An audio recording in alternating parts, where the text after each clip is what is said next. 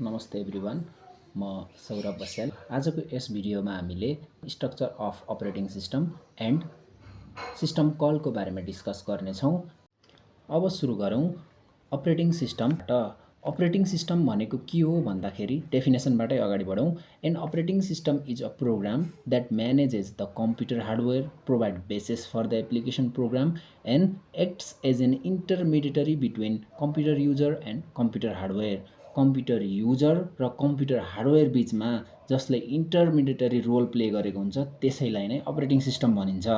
यस पिक्चर्समा पनि हामीले देख्न सक्छौँ युजर, एप्लिकेसन, फाइल्स, डेटाहरू र हार्डवेयर बिच जसले इन्टरमिडिएटरी रोल खेलेको हुन्छ त्यसलाई अपरेटिङ सिस्टम भनिन्छ। केही इक्जाम्पल्सहरू जस्तै windows operating system, Android operating system, MAC operating system, Unix operating system, Linux operating system, यिनीहरू चाहिँ अपरेटिङ सिस्टम्सका केही इक्जाम्पल्सहरू हुन्।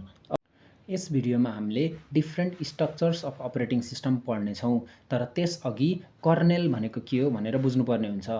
Kernel is the core part of an operating system that manages important hardware resources like memory and CPU time and it serves as the bridge between applications and the hardware using system calls and interprocess communication to carry out low level operations.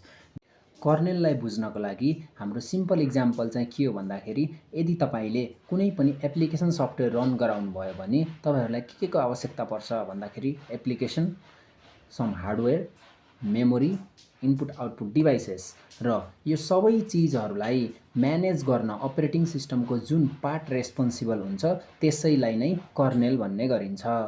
अब अगाडि बढौँ operating system स्ट्रक्चर्सतर्फ। यस भिडियोमा हामीले 5 types of operating system स्ट्रक्चर्सको बारेमा study गर्नेछौँ। के हुन् तिनीहरू भन्दा simple structure, second monolithic structure, third layered structure, fourth microkernel structure र फिफ्थ मोडुलस स्ट्रक्चर्स। हामीले यस भिडियोमा हरेक स्ट्रक्चर्सको एडभान्टेज, डिसएडभान्टेज, यिनीहरूको कामको बारेमा डिस्कस गर्नेछौँ। अब हामी कुरा गरौँ सिम्पल स्ट्रक्चर्सको। सिम्पल स्ट्रक्चर्स भनेको चाहिँ एउटा यस्तो स्ट्रक्चर हो जुनमा चाहिँ हरेक लेयर्सहरू direct BIOS driver's or हार्डवेयरसँग interconnect भएको हुन्छ।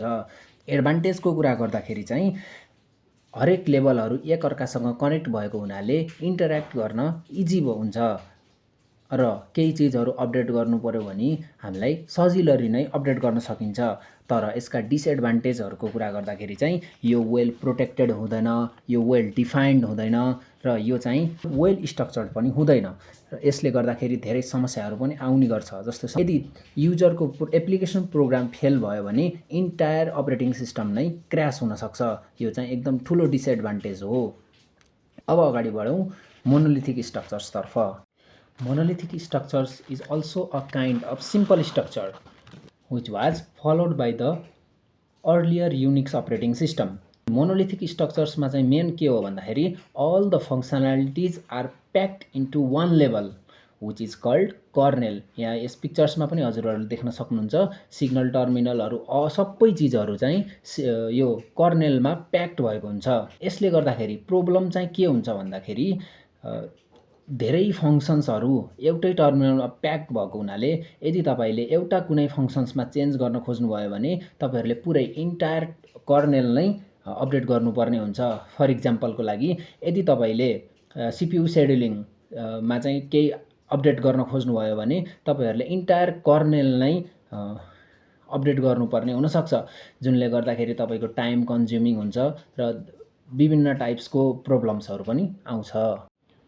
अब हामी तेस्रो स्ट्रक्चर लेयर्ड स्ट्रक्चरको बारेमा बुझौँ। यस स्ट्रक्चरमा अपरेटिङ सिस्टमलाई डिफ्रेन्ट लेयरमा डिभाइड गरिएको हुन्छ। सबैभन्दा तल लेयर 0 मा हार्डवेयर हुन्छ भने त्यसपछि लेयर 1, लेयर 2 हुँदै लेयर n अर्थात् युजर इन्टरफेस हुन्छ। यो स्ट्रक्चर मोनोलिथिक स्ट्रक्चरभन्दा अलिकति फरक हुन्छ।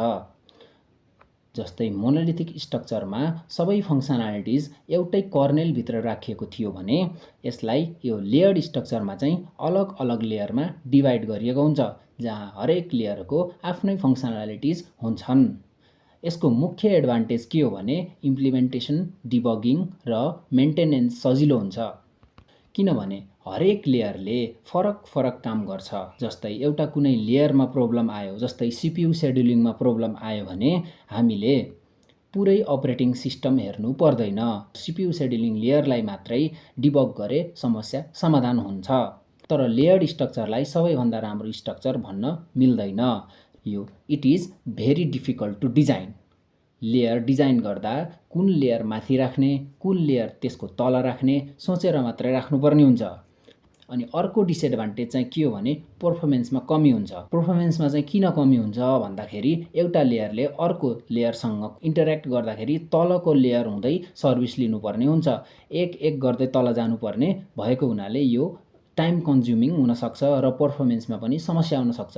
इक्जाम्पलको लागि यदि लेयर n यानि कि लेयर n मा रहेको युजर प्रोग्रामले लेयर 0 मा रहेको हार्डवेयर अपरेसनसम्म पुग्नु पर्यो भने सिस्टम कल सबै लेयरमा हुँदै हुँदै तल तल जानुपर्ने हुन्छ। यो सबै प्रक्रियामा धेरै समय लाग्छ र केही प्यारामिटर्स पनि मोडिफाई हुन सक्छन् र अन्तिममा मात्रै हार्डवेयरले सर्भिस एक्जिक्युट गर्छ। त्यसैले लेयर्ड स्ट्रक्चरमा रेस्पोन्स टाइम अन्य स्ट्रक्चरभन्दा अलिकति बढी हुन सक्छ। तर पनि यसको केही एडभान्टेजहरू पनि हुन्छन्। यसको एडभान्टेज के हुन्छ भन्दाखेरि हरेक लेयरले युजर इन्टरफेसले डाइरेक्ट हार्डवेयरसँग इन्टरेक्ट गर्न पाउँदैन। यसलाई चाहिँ लेयरहरूले सुरक्षित गरेर राखेको हुँदा यो पहिलो स्ट्रक्चर यानि कि सिम्पल स्ट्रक्चर भन्दा सुरक्षित हुन्छ। अब हामी अर्को अपरेटिङ सिस्टम स्ट्रक्चर अर्थात् माइक्रो कर्नेल स्ट्रक्चरको बारेमा बुझौँ। मोनोलिथिक स्ट्रक्चरमा हामीले देख्यौँ कि धेरैजसो फङ्सनालिटिजहरू एउटै कर्नेलभित्र राखिएको हुन्छ, जसले गर्दा कर्नेल धेरै ठुलो र कम्प्लेक्स हुन्छ। तर माइक्रो कर्नेल स्ट्रक्चरमा के छ भन्दाखेरि माइक्रो कर्नेल भन्ने शब्दले नै हजुरहरूले अलिअलि बुझ्नुभयो होला। माइक्रो कर्नेल भनेको सबैभन्दा सानो यानि कि कर्नेल सानो हुन्छ। यसमा कर्नेलभित्र कोर फङ्सनालिटिजहरू मात्रै राखिएको हुन्छ। कोर फङ्सनालिटिजहरू मात्रै राखिएको हुन्छ, जस्तै device driver, file server, process server, virtual मेमोरीहरूलाई चाहिँ कर्नेलभन्दा बाहिर राखिएको हुन्छ। यो चाहिँ युजर लेभल यानि कि यो चाहिँ युजर लेभल मेमोरीभित्र राखिएको हुन्छ। यसलाई युजर लेभल अथवा सिस्टम प्रोग्रामको रूपमा इम्प्लिमेन्ट गरिन्छ। यसमा माइक्रो कर्नेलको मेन काम के हो भन्दाखेरि क्लाइन्ट प्रोग्राम र युजर प्रोग्राम बीच कम्युनिकेसन गराउनु मात्रै हो। मोनोलिथिक स्ट्रक्चरमा क्लाइन्ट प्रोग्रामले कर्नेलबाटै सर्भिस लिनुपर्ने हुन्छ भने यसमा चाहिँ पर्दैन। यसमा चाहिँ कर्नेलको काम के हुन्छ भन्दाखेरि कम्युनिकेसन गराउने मात्रै हुन्छ। अब हामी फेरि बुझौँ। माइक्रो कर्नेलमा क्लाइन्ट प्रोग्रामले रिक्वेस्ट गरेपछि माइक्रो कर्नेलले आफै सर्भिस दिँदैन। माइक्रो कर्नेलमा चाहिँ क्लाइन्ट प्रोग्रामले रिक्वेस्ट गरेपछि उसले आफै सर्भिस दिँदैन। के गर्छ यसले भन्दाखेरि यसले क्लाइन्ट र सिस्टम प्रोग्राम बीच कम्युनिकेसन मात्रै गराइदिन्छ र यो communication message passing mechanism through हुन्छ। मेसेज पासिङ भनेको के हो भन्दाखेरि क्लाइन्ट प्रोग्राम र युजर प्रोग्राम बीच कम्युनिकेसन गर्न प्रयोग हुने एउटा माध्यम मात्रै हो। अब हामी यसको एडभान्टेज र डिसएडभान्टेजको कुरा गरौँ। एडभान्टेजको कुरा गर्दाखेरि माइक्रो कर्नेलमा कर्नेलभित्र कोर फङ्सनालिटिज मात्रै हुने हुँदा धेरै सर्भिसहरू युजर मोडमा एक्जिक्युट हुन्छ। त्यसले क्लाइन्ट प्रोग्रामले कुनै पनि सर्भिस प्रयोग गर्दा डाइरेक्ट कर्नेल मोडमा जानु पर्दैन। अनि यसले चाहिँ के फाइदा गराउँछ भन्दाखेरि कुनै पनि प्रोग्राम युजर मोडमा चलिरहेको बेला क्र्यास भयो भने होल अपरेटिङ सिस्टम नै क्र्यास हुँदैन। माइक्रो कर्नेलले रिलायबिलिटी र सिस्टम एबिलिटी चाहिँ बढाउँछ। तर माइक्रो कर्नेलमा सबै कामहरू मेसेज पासिङको थ्रुबाट हुन्छ, यानि कि कम्युनिकेसन चाहिँ मेसेज पासिङबाट हुँदाखेरि सिस्टममा क्लाइन्ट प्रोग्राम र युजर प्रोग्राम बीच बारम्बार कम्युनिकेसन गर्नुपर्ने हुन्छ। यसले चाहिँ के गर्छ त भन्दाखेरि यसले सिस्टम ओभरहेड बढाउँछ र पर्फर्मेन्समा पनि कमी आउन सक्छ।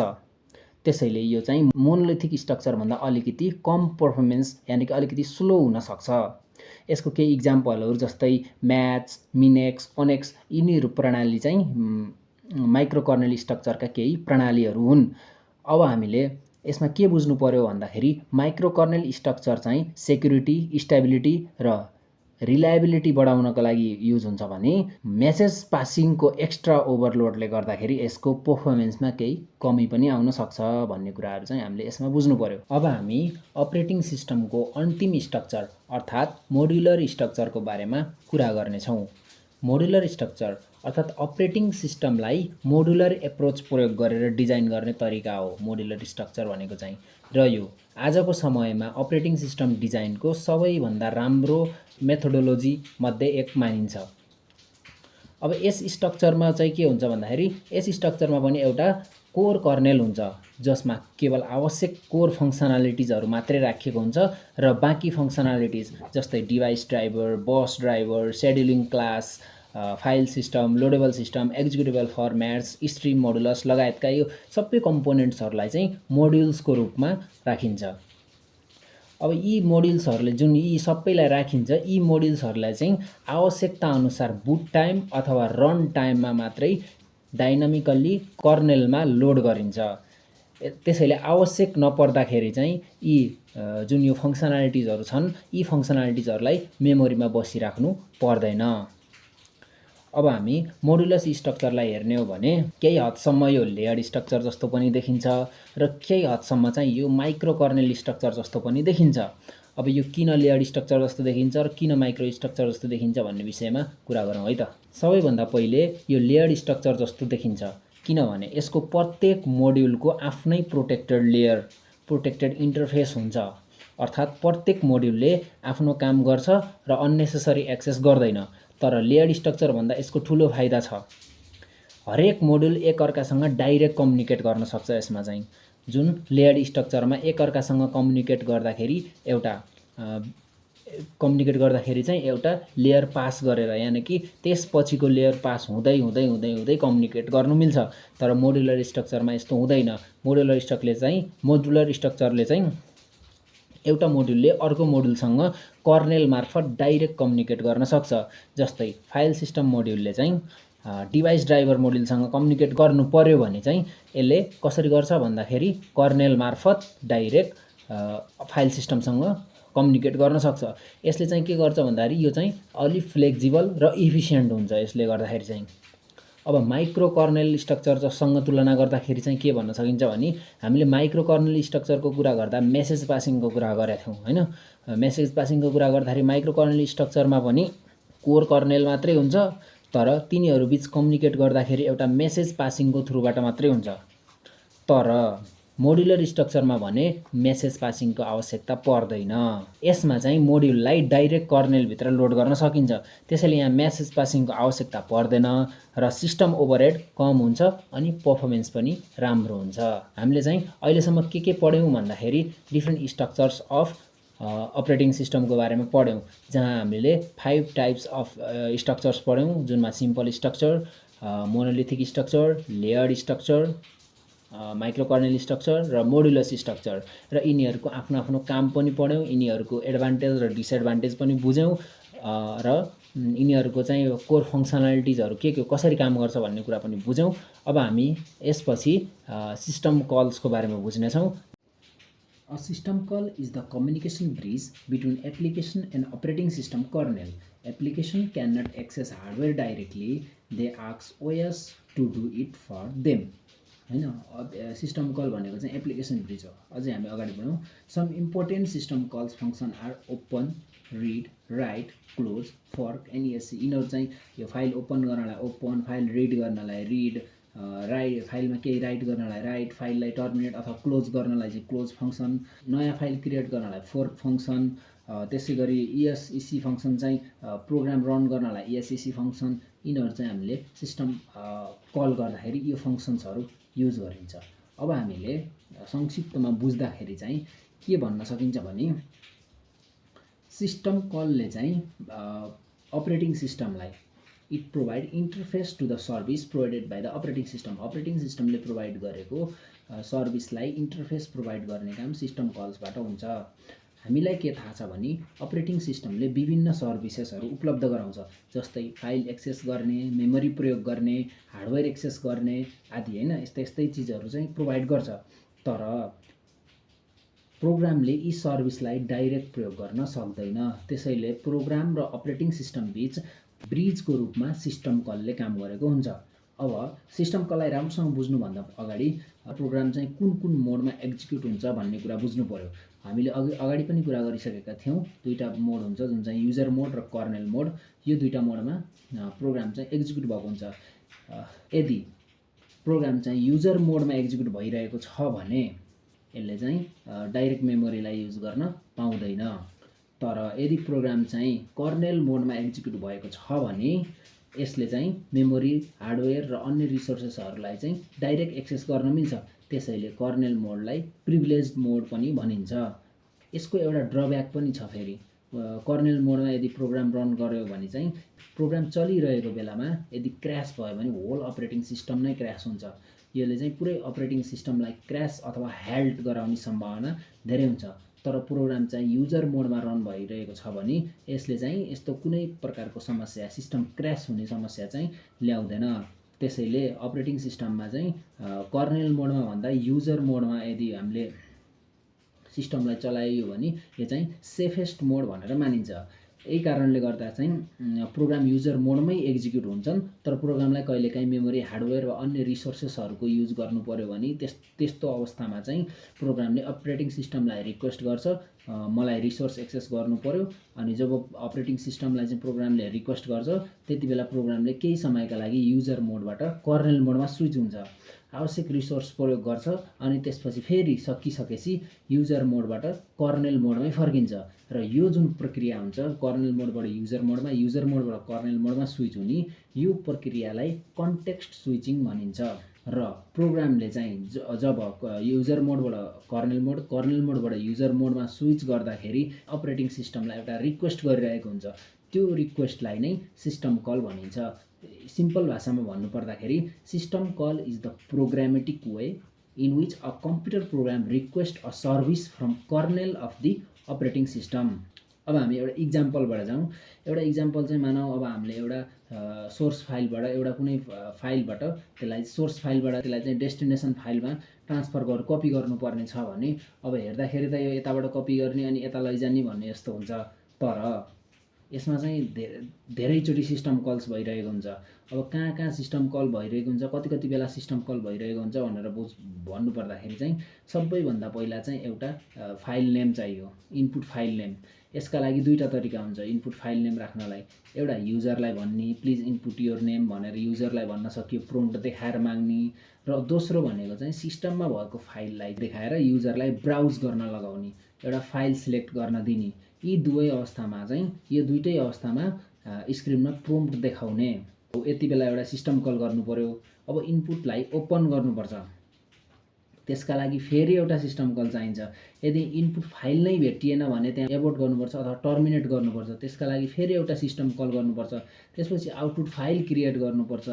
यदि त्यही नाम फाइलमा पहिले नै एक्जिस्ट गरिसकेको छ भने यो अवस्थामा मिल्दैन, पेज प्रोग्रामलाई टर्मिनेट गर्नुपर्छ। त्यस्तो अवस्थामा पनि फेरि सिस्टम कल गर्नुपर्छ। यी सबै कुरा ठिक भएमा चाहिँ बल्ल कपिङ प्रोसेस सुरु हुन्छ। प्रोग्रामले लुप चलाउँछ हैन, त्यो लुपले फेरि इनपुट फाइलबाट डेटा रिड गर्छ र आउटपुट फाइलमा राइट गर्छ। हो, यो गर्दाखेरि पनि सिस्टमको यो प्रक्रिया चाहिँ दोहोरिराख्ने, यो लुप चल्ने भनेपछि त यो प्रक्रिया दोहोरिराख्छ जबसम्म चाहिँ अपरेसन फेल हुन्न।